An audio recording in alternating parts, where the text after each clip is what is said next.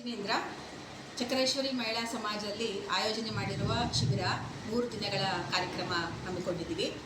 3 ದಿನಗಳಲ್ಲಿ ಮಕ್ಕಳಿಗೆ ವಿವಿಧವಾದ ಚಟುವಟಿಕೆಗಳನ್ನು ನಾವು ಮಾಡ್ತಾ ಇದ್ದೀವಿ. ಅದರಲ್ಲಿ ಇವತ್ತು ನೀವು ನೋಡ್ತಾ ಇರುವಂಥದ್ದು ಚತುರ್ಗತಿಗಳನ್ನು ತೋರಿಸ್ತಾ ಇರುವಂತಹ ಒಂದು ನಮ್ಮ ಸಿಂಬಲ್ ಏನಿದೆ ಅದು ಸ್ವಸ್ತಿಕ ಸಿಂಬಲ್. ಇಲ್ಲಿ ನೋಡಿ, ನಾವು ಮಕ್ಕಳಿಗಾಗಿಯೇ ಇದು ಮಕ್ಕಳೇ ಮಾಡಿರುವಂಥದ್ದು. ಅವ್ರ ಕೈಯಲ್ಲಿ 3 ದಿವಸದಲ್ಲಿ ಇದು ದೇವಗತಿ ಮತ್ತು ನಾರಕ್ಕಿ ಗತಿ,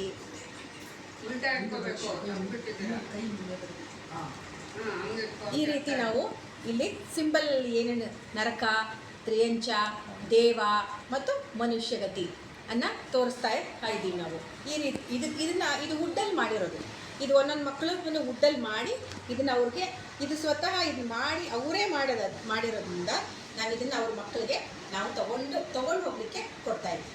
ಇದಾದ ನಂತರ ಮಕ್ಕಳು ನಮ್ಮಲ್ಲಿ ಆದಿನಾಥ ಭಗವಂತರಿರೋದ್ರಿಂದ ನಾವು ಹಸಿ ಕೃಷಿ ಅದ್ರ ಬಗ್ಗೆ ಕೂಡ ತಿಳಿಸ್ಕೊಟ್ಟಿದ್ದೀವಿ. ಹಾಗಾಗಿ ಅದ್ರ ಕಾನ್ಸೆಪ್ಟ್ ಏನು ಅಂತ ಹೇಳಿದ್ರೆ, ಈಗ ಮಣ್ಣು ಅಂತ ಬಂದಾಗ ಮಡಿಕೆ ಮಾಡುವಂಥ ರೀತಿಯಲ್ಲಿ ಬರುತ್ತೆ, ಅದನ್ನು ಕೂಡ ನಾವಿಲ್ಲಿ ಮಾಡ್ತಾ ಇದ್ದೀವಿ. ಇವತ್ತು ಪಾಟ್ರಲ್ಲಿ ಅವನು ಬಂದು ಸ್ವತಃ ಮಕ್ಕಳು ಇದನ್ನು ಅವರೇ ತಮ್ಮ ಕೈಯಲ್ಲಿ ಮಾಡಿದ್ದಾರೆ.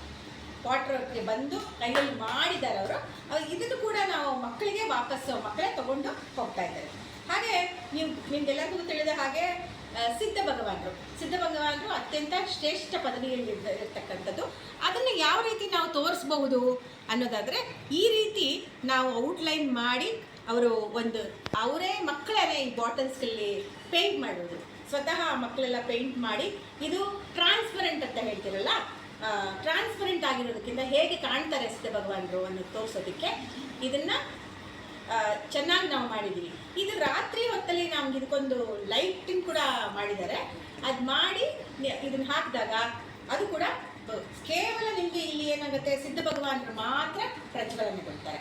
ಹಾಗಾಗಿ ಅಂತಹ ಒಂದು ಮಕ್ಕಳಿಗೆ ಕರೆಕ್ಟಾಗಿ ಗೊತ್ತಾಗೋ ರೀತಿಯಲ್ಲಿ ಇದನ್ನೆಲ್ಲ ಸಾಮಗ್ರಿಗಳನ್ನು ಶ್ರೀಮತಿ ಪದ್ಮಶ್ರೀ ಕಟಾರಿಯನ್ನವರು ನಮಗೆ ಅಚ್ಚುಕಟ್ಟಾಗಿ ತಂದೆ ಆದ ಕೈಯಲ್ಲಿ ಮತ್ತು ಸೇಜಲ್ ಅನ್ನೋರು ಮತ್ತು ಅವ್ರ ಟೀಮ್ ಒಂದಿಷ್ಟು ಜನ ಬಂದು ನಮಗೆಲ್ಲರಿಗೂ ಸಹಕಾರ ನೀಡಿ ಇಷ್ಟು ಸೊಗಸಾಗಿ ಮಾಡಿದ್ದಾರೆ. ಈ ವುಡ್ ವರ್ಕ್ ಎಲ್ಲ ಮಾಡಿ, ಈ ಥರ ಗ್ಲಾಸ್ ಪೇಂಟಿಂಗ್ಸ್ನ ಮಾಡಿ, ಈ ಥರ ನಮಗೆ ಪಾಟ್ರಿನ ಮಾಡಿಕೊಟ್ಟಿದ್ದಾರೆ. ಇದೆಲ್ಲ ಮಕ್ಕಳು ತೊಗೊಂಡು ಹೋಗ್ತಾ ಇದ್ದಾರೆ. ಇದು ನಾಳೆಗೆ ನಾವು ಲಾಂಛನ ಅಂತ ಏನು ಬರುತ್ತೆ ನಮ್ಮಲ್ಲಿ, ಅದು ಮಕ್ಕಳ ತಲೆಯಲ್ಲಿ ಉಳಿಬೇಕು ಅಂತ ಹೇಳಿ ಈ ಥರ ಲಾಂಛನ ಯಾವ್ಯಾವ್ದು ಇರ್ತಕ್ಕಂಥದ್ದು ಅಂತ ಹೇಳಿ ಲಾಂಛನ ಅಂದರೆ ಟ್ಯಾಟೂ ಆರ್ಟಿಸ್ಟ್ ಕೂಡ ನಮಗೆ ಬರ್ತಾ ಇದ್ದಾರೆ.